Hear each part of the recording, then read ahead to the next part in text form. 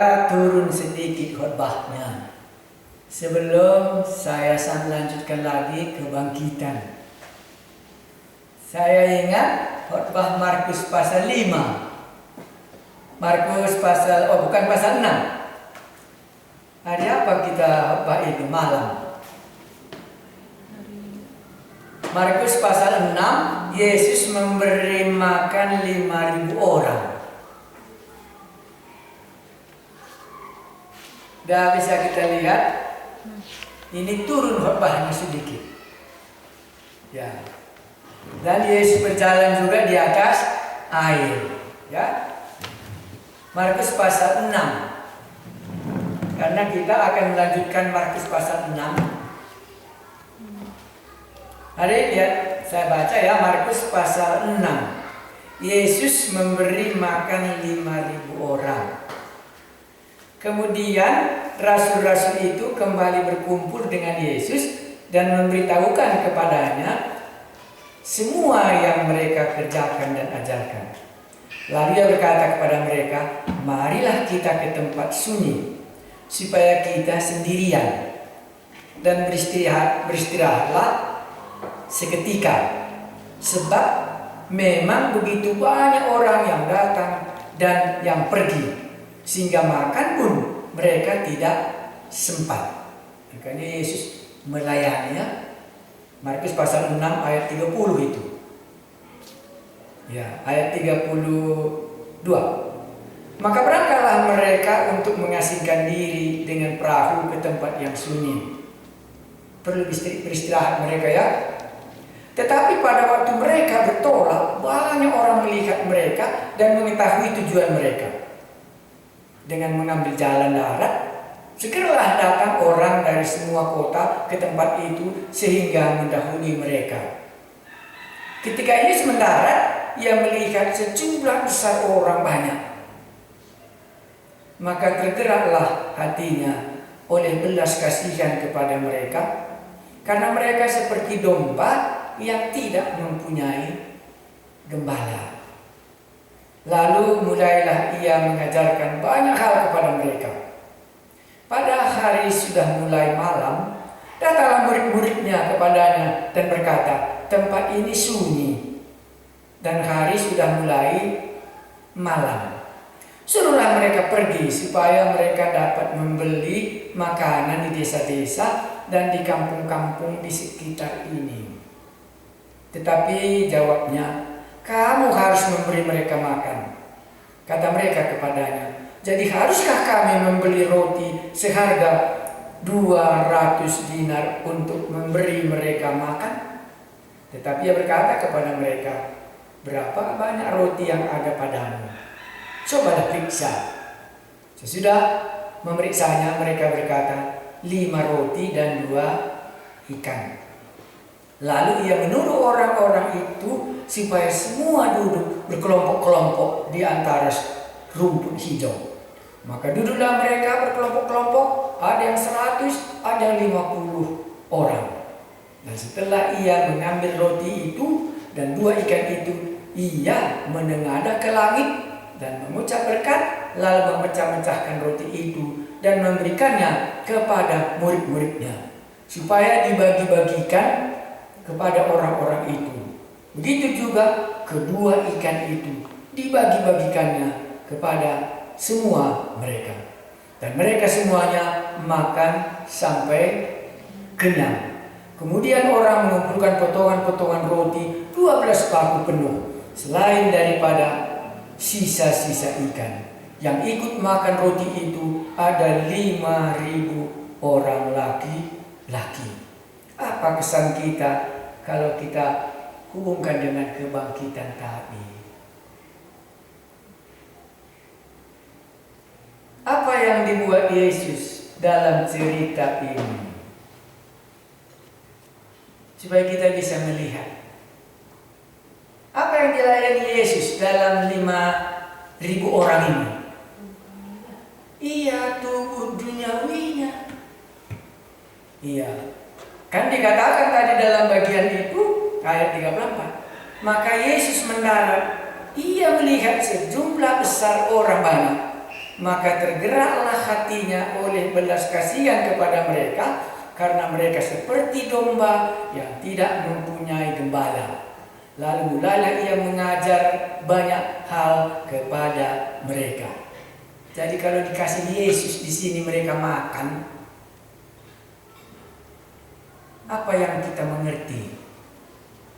Pasti kita katakan, oh Yesus ini juga memelihara apa? Keperluan tubuh duniawi, karena murid-murid masih hidup di dunia. Perlu roti untuk dimakan. Baru kelihatannya lagi orang ini tidak punya gembala. Berkeliaran dia. Tidak ada yang mengarahkannya. Itu maka diajarnya. Makanya khotbah kebangkitan tadi bagi saya itu mengajar supaya kita bisa melihat tubuh duniawi kita ini, dan juga kita tahu tubuh surgawi kita yang akan ada. Ada domba, ada gembala yang mengarahkan hidup kita. Ya, maka tadi sudah kita kasih tahu, dikasih tahu oleh Paulus, kita tidak semuanya akan mati, tetapi kita akan diubahkan sekejap, dan sesudah itu barulah maut dikalahkan, diarahkan. Ada lagi satu lagi di sini, itu juga sama, yaitu di bawahnya. Mari kita lihat supaya nanti waktu Anda membaca Alkitab bisa membuat perbandingan itu. Ayat 45. Sesudah itu Yesus segera memerintahkan murid-muridnya naik ke perahu dan berangkat lebih dahulu ke seberang, ke Betseda. Sementara itu ia menyuruh orang banyak pulang. Digembalakannya ya. Ini namanya digembalakannya. Pulanglah kalian, kalau sudah diajar, sudah makan secara jasmani, pulanglah ke rumah. Ayat 46. Setelah ia berpisah dari mereka, ia pergi ke bukit untuk berdoa. Apa yang dia berdoa? Menyatakan apa yang sudah dia ajarkan, supaya domba-domba yang tidak bergembala tadi sudah mulai digembalakan. Maka khotbah ini adalah menggembalakan kita. Baru dilanjutkan ayat 47. Ketika hari sudah malam, perahu itu sudah di tengah danau, sedangkan Yesus tinggal sendirian di darat. Yang 5.000 orang sudah pulang. Murid-muridnya sudah pulang naik perahu, dan dia sendiri berdoa sampai tengah malam. Kan begitu, hari sudah malam, perahu itu di tengah danau. Ayat 3:48. Ketika ia melihat betapa payahnya mereka mendayung karena angin sakal, maka kira-kira jam 3 malam ia datang kepada mereka berjalan di atas air, dan ia hendak melewati mereka. Yesus melihat murid-muridnya sulit kali dalam perjalanannya. Sebagai gembala melihat dombanya sedang diombang-ambingkan di tengah laut, yang akan sebentar lagi ditelan oleh Danau Galilea ini. Ketika mereka melihat dia berjalan di atas air, mereka mengira bahwa ia adalah hantu. Lalu mereka berteriak-teriak karena lain penampakannya. Tadi mereka di darat, sekarang dia berjalan di atas air. Sebab mereka semua melihat dia, dan mereka pun sangat terkejut. Tetapi segera ia berkata kepada mereka, tenanglah, aku ini, jangan takut. Domba tidak bergembala. Dihantam badai di tengah lautan. 5.000 kumpul, tak ada makanan. Maka Tuhan Yesus katakan, tergeraklah hatiku oleh belas kasihan. Bolehkah kita merenungkan ini? Masa coronavirus mati puluhan ribu orang. Tidakkah tergerak hati Yesus? Bisa Anda lihat bagaimana manusia bergelimpangan. Tergeraklah hati Yesus, diberikanlah kebutuhan jasmani mereka. Tergeraklah hati Yesus, murid-muridnya sedang di dalam tubuh duniawi ini mau ditelan oleh angin badai di tengah lautan. Baru dikatakannya ayat 51. Lalu ia naik ke perahu mendapatkan mereka, dan angin pun redalah. Mereka sangat tercengang dan bingung. Sebab sesudah peristiwa roti itu mereka belum juga mengerti dan hati mereka tetap degil. Bolehkah kita katakan, sudah sering ku dengar kebangkitan, tapi hatiku juga masih degil. Hanya sampai kuburan itu imanku. Domba-domba dikatakan tadi, hatiku tergerak. Maka tergeraklah hatinya oleh belas kasihan kepada mereka, karena mereka seperti domba yang tidak mempunyai gembala. Dan murid-murid disuruh pergi, dan sesudah pergi dihantam oleh badai lagi di tengah jalan. Dan Yesus masih berdoa sendirian, mendoakan semua domba-domba ini supaya bisa memiliki gembala yang baik, baik secara duniawi maupun secara tubuh surgawi. Tapi dikatakan penulis, khususnya Markus, masih degil juga hati mereka, belum mereka bisa mengerti. Hal apa yang dibuat Yesus? Memelihara tubuh duniawi dari kelaparan dan dari apa lagi? Dari bahaya angin topan di tengah laut. Dan dia mengunjungi mereka supaya mereka juga terpelihara. Tadi orang ramai yang terpelihara sudah pulang.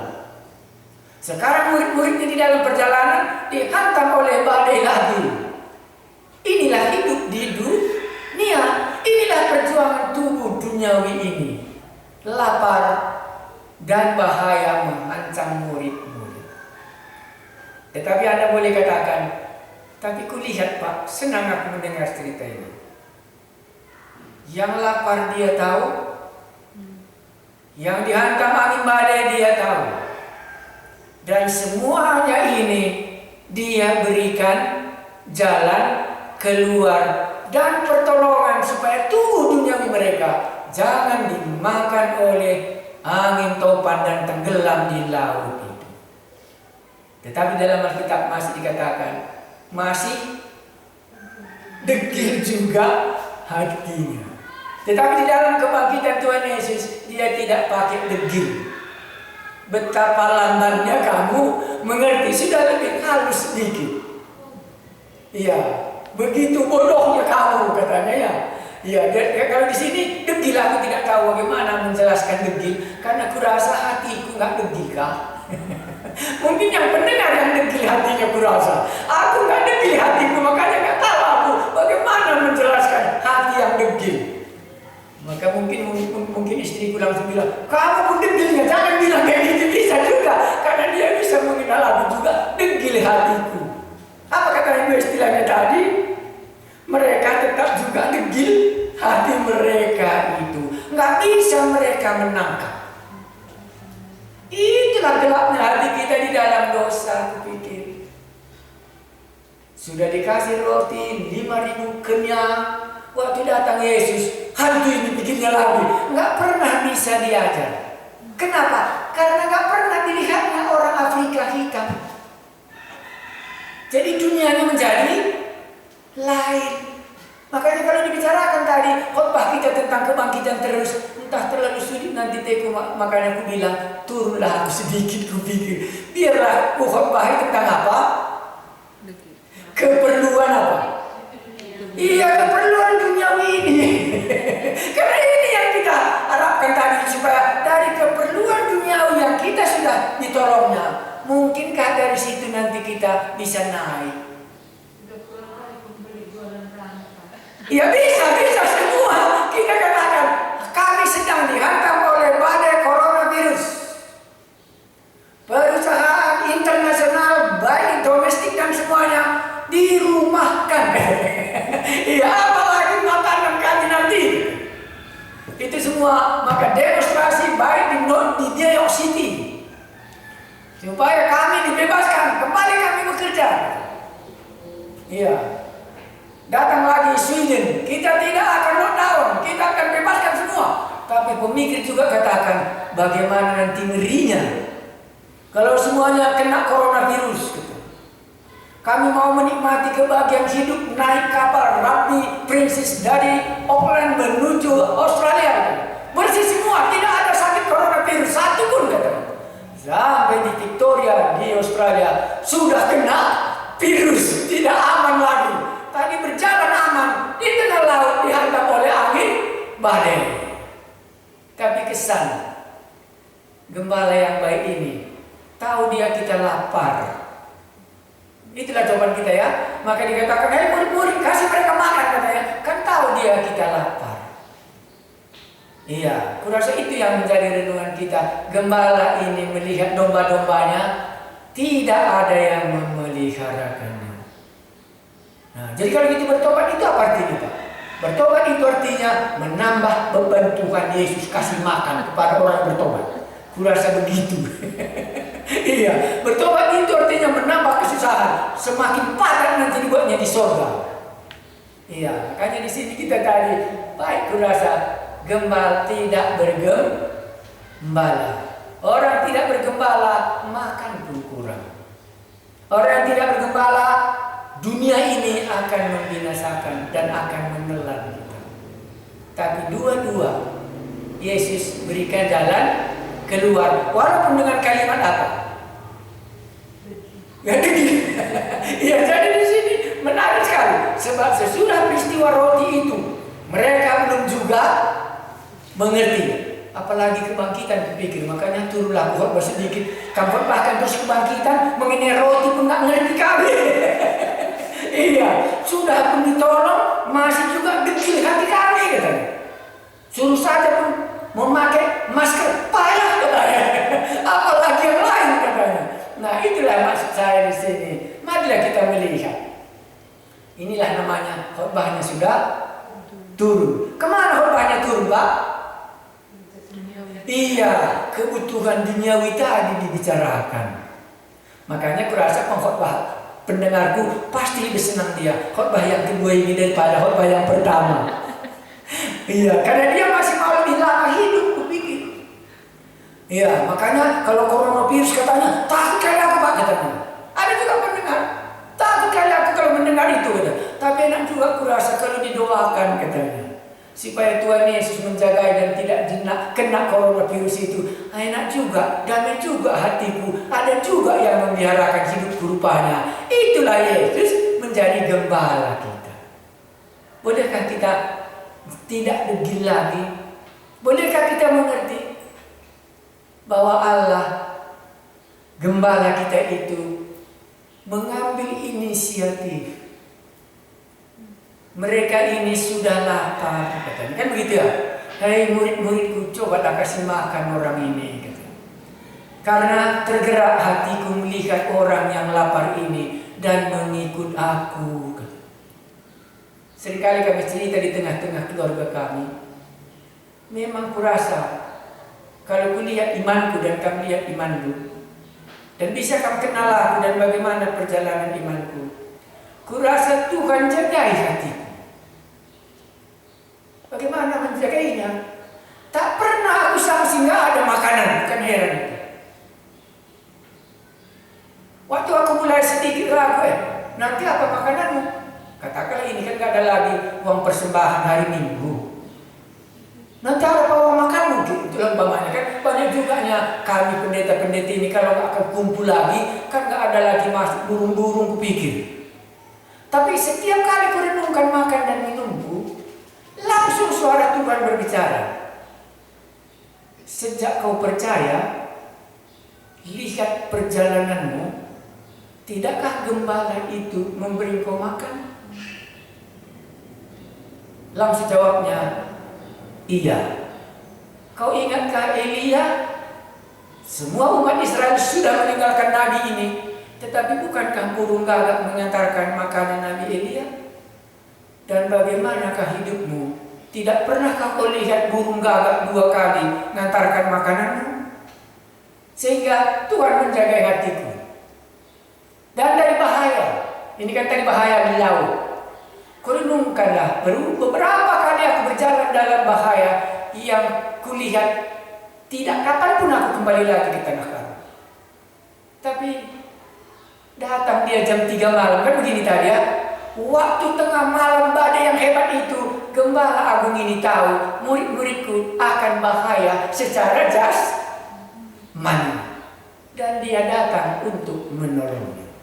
Itulah maka katakan tadi, tidak degil hatiku dalam kedua hal ini, tapi dalam hal yang lain bisa juga degil. Makanya kalau soal makan dan soal pemeliharaan Allah, tak degil hatiku, karena kulihat senantiasa pada saatnya Dia akan menolong. Bolehkah kita berkata, Tuhan, kalaupun Tuhan peliharakan ini cuma sekedar tubuh apa? Tubuh dunia begini cuma, kalau kamu pun kasih 5 kete roti, kenyang aku, banyak hartaku, ini kan cuma untuk tubuh duniaku ini.